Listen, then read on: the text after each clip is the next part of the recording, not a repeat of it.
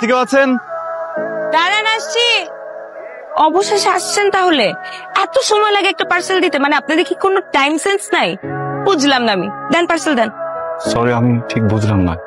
বুঝলাম না মানে? আমি অর্ডার করেছি, আপনি পার্সেল নিয়ে আসছেন, পার্সেল দিবেন, চলে যাবেন। এখানে তো না বুঝার কিছু নাই। আচ্ছা বলেন তো, আপনাদের সার্ভিস এত পচা কেন?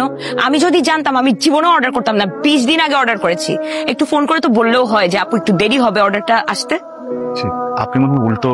কোনো উল্টো বুঝছি না, আপনি উল্টো বুঝছেন। পার্সেল দেন, দিয়ে আপনি আপনার রাস্তা মাপেন। জি, আমি পার্সেলটা এতবার চেয়েছেন আমি দিয়ে দিতাম, কিন্তু আনফরচুনেটলি আমি ডেলিভারি ম্যান না। তাহলে আপনি এখানে কাকে চান? জিতু। মা, জি জিতু। মা কে যেন আসছে। আসসালামু আলাইকুম আন্টি। ওয়ালাইকুম আসসালাম। ভালো আছেন? হ্যাঁ। আমি জিতুর ফ্রেন্ড। ও, জিতু তো আমাকে বলেনি তুমি আসবে। জিতু কোথায়? ও আছে, ওই টাকা খুচরা করছে। ও চলে আসলাম। আচ্ছা, ও যেখানেই থাকুক, কোনো অসুবিধা নেই। তুমি আসো আসো আসো, ভেতরে আসো। বাইরে দাঁড়িয়ে আছো কেন? আসো।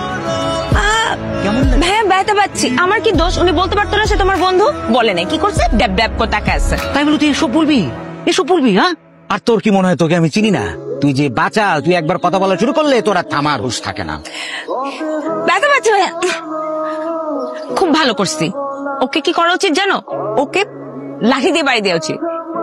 তোরে বন্ধুর মতো বোকা বলদ বন্ধু আমি আমার জীবনে দেখি নাই। এখন আমি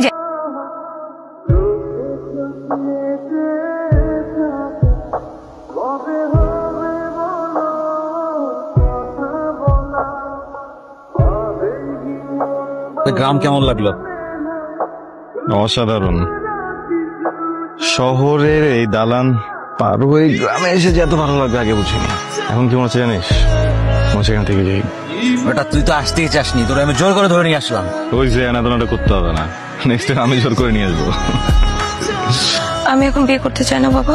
হ্যাঁ, কি বলছিস তুই? হ্যাঁ, এই না তুই বললি তোর নিজের কোনো পছন্দ নেই, আমাদের পছন্দ নেই তোর পছন্দ, এখন বিয়ে করতে চাচ্ছিস না কেন?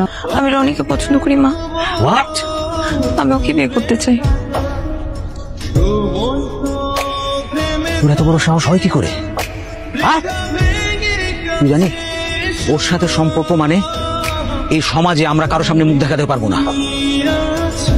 ছোটবেলায় ওর বাবা মা ওকে দত্তক এনেছিল। এরকম একটা নামহীন পরিচয়হীন ছেলের সাথে তোর বিয়ে দেয় কিভাবে? আর একবার যদি ওর নাম মুখে আনিস, আমি তোর জিভ টেনে ছিঁড়ে ফেলবো। যা আমার সামনে থেকে যা বলছি। এতদিনের বন্ধুত্ব তুই আমার বোনের জন্য শেষ করে দিতে পারলি? শেষ করে দিলি? হ্যাঁ, তোর বন্ধু ভাবছিলাম, তোর ভাইয়ের মতো ভালোবাসছিলাম, আমার ফ্যামিলিতে নিয়ে আসলাম, আর তুই এটা কি করলি হারামজাদা? তুই আমার বিশ্বাস শেষ করে দিলি। হ্যাঁ জিতু ভাই, আমি তোর বিশ্বাস ভাঙিনি। আমি খারাপ কিছু করিনি ভাই, বিশ্বাস কর।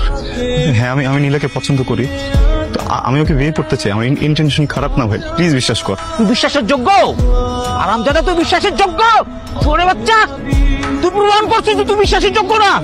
বেমানের বাচ্চা বেমান, তোর তো বিশ্বাস করে আমার বাড়িতে আনছিলাম, আমার ফ্যামিলিতে আনছিলাম, বোনের সামনে আনছিলাম, বাবা মার কাছে আসছিলাম, তুই প্রমাণ করছিস তুই একটা বেমানের বাচ্চা বেমান। তুই প্লিজ